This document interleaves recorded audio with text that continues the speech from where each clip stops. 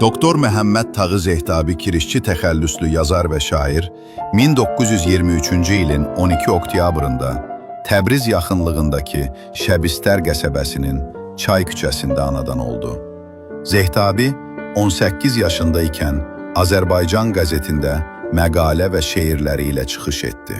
1946-cı ildə Azərbaycan Milli Hökuməti dövründə Güney Azərbaycanda açılmış Təbriz Universitetinin ilk məzunlarından idi.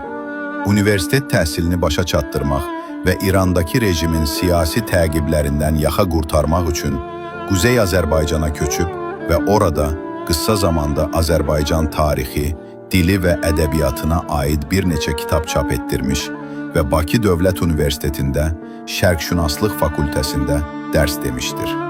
Həmin illərdə bütöv Azərbaycanın milli azadlıq hərəkatının lideri Əbülfəz Elçibəyin müəllimi olmuşdur.